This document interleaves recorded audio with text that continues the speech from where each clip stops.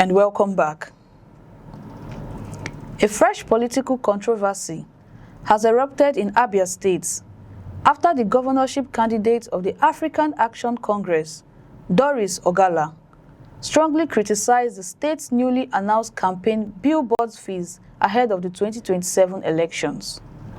In an emotional reaction that has quickly gained attention on social media, Ogala questioned how opposition candidates without wealthy political sponsors could afford the changes, arguing that the policy risks shutting out less financially powerful contestants from the democratic process. The controversy follows a decision by the Abia State Structure for Signage and Advertising Agency, ABSSAA, to introduce new fees for political campaign advertising.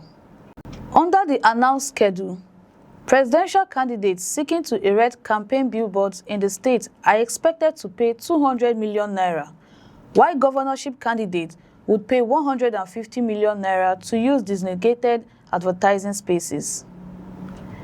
The announcement immediately generated widespread debates, with supporters and critics offering differing opinions on whether the fees are reasonable or excessive. While some argue that advertising regulations help organize political campaigns and generate government revenue, others believe that the charges could create an uneven playing field by making it far more difficult for smaller political parties to reach voters. People are dying in the hospital. Workers are crying. Their salaries have not been paid. And you're imposing 150 million naira for a candidate. Where will I get the money from? Do I have a godfather who has stolen government funds? I should pay 150 million. I dare anybody to try and touch my billboard. All of us, we can pay with that billboard in this state.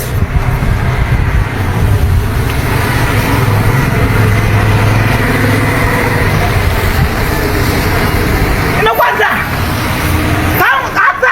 We can pay with that billboard in this state. I am the AAC governorship candidate at Abia State. Okay.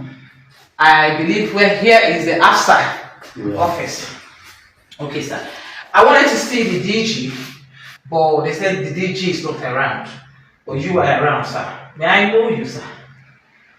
I'm the HOD in charge of admin. Okay, HOD in charge of admin. I think I'm actually in the right place, sir.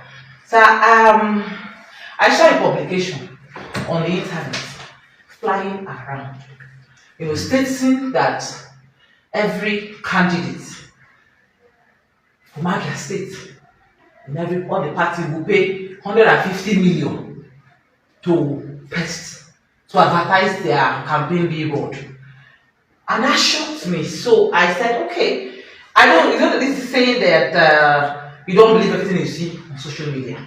Being a full daughter of Abia, I decided to come here to confirm if actually that news emanated from Abia State. There was a stakeholders meeting. You people were invited. No. It happened yesterday. No, I was never invited. I mean, all political parties were invited. No, my party was not, sir. Okay, maybe I don't know. Okay. Every political I was just trying to correct that my party was not invited. Okay, sir. So it happened yesterday. It was at Abia the event took place. Okay, sir. So, yeah, the news is right. It's from the government. Which government? AFSA or the state government? Is the governor who does this? That's what I'm saying. It's approved by Abia State government. Why? From which law? I don't know. From which law? Because I don't understand. Do you have 150 million naira in your account? Would you respect that as a civil servant? Because Abia State is for all of us. Anyway. And I'm shocked you're saying that this came from the state government. What right do they have to impose such law that a candidate must pay 150 million naira? Where am I supposed to get that kind of money just for adverts? Just for billboard? When we have people in the hospital, in the streets, homeless. We're not talking about these people, what are we talking about? These pensioners whom the governor himself has paraded online that he has paid their arrears. Whereas these people are hungry somewhere. And you're telling me that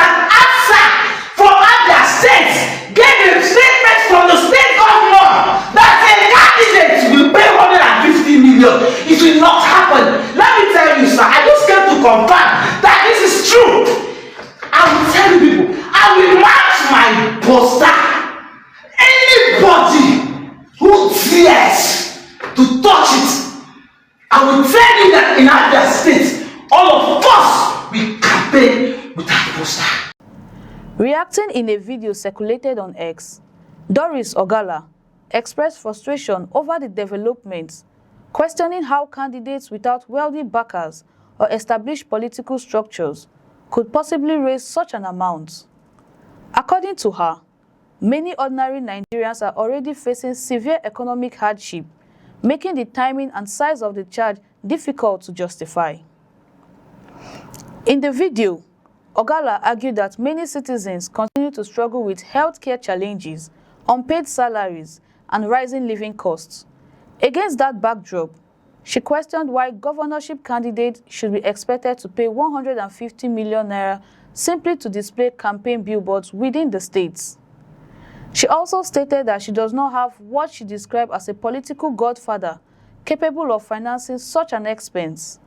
In making that point, Ogala said she would not rely on individuals who had allegedly accumulated public wealth to fund her political campaign. Instead, she suggested that imposing such high advertising fees effectively favors candidates with access to substantial financial resources. The AAC governorship candidate further declared that she would resist any attempt to remove her campaign materials. She stated that if the fees remain unchanged, political parties may ultimately have to conduct campaigns without relying on billboards. Her comments reflected growing concerns among smaller political parties that campaign costs continue to rise beyond the reach of many candidates. The debate has also renewed broader discussions about cost of participating in Nigerian elections. Political observers have frequently argued that campaign expenses, nomination fees, advertising costs, and logistics can create significant financial barriers for aspiring candidates, particularly those representing smaller parties with limited fundings. Supporters of lower campaign costs argue that democracy functions best when electoral competition is based primarily on ideas, policies, and public support rather than financial strength. They contend that excessive campaign expenses may discourage capable individuals from seeking public office and reduce political diversity. On the other hand, government agencies responsible for regulating outdoor advertising often maintain that the fees are necessary to manage public spaces, enforce safety standards, and ensure compliance with existing advertising regulations. Such agencies generally argue that political campaign materials, like commercial advertising, occupy public infrastructure and therefore require appropriate regulation. As discussions continue, attention is likely to focus on whether ABSSAA reviews the announced fees or maintain its current position. Political parties, civil society organizations, and election observers may also contribute to the debate as preparation for the 2027 general election gather momentum. The controversy comes at a time when political activities across Nigeria are gradually intensifying ahead of the next election cycle. Candidates are beginning to introduce themselves to voters, strengthen party structures, and prepare campaign strategies. Advertising remains one of the major tools for reaching the electorate, making any restriction or significant cost associated with campaign publicity particularly important. Whether the billboard charges remain in place or are eventually reconsidered, the issue has already sparked a wider national conversation about the affordability of political participation. For Doris Ogala, the debate goes beyond advertising fees. She argued that democracy should provide equal opportunities for candidates regardless of financial backing. For the authorities responsible for regulating advertising, the challenge will be balancing revenue generation and public regulation with the need to ensure a fair and competitive political environment. As the 2027 election draws closer, the debate is likely to become even more prominent. What do you think? Share your thoughts in the comment below. If you find this report informative, please like this video and subscribe to our channel so you never miss our latest updates in Nigeria and worldwide. I'm Chimezrim Okoro, and thanks for being part of us.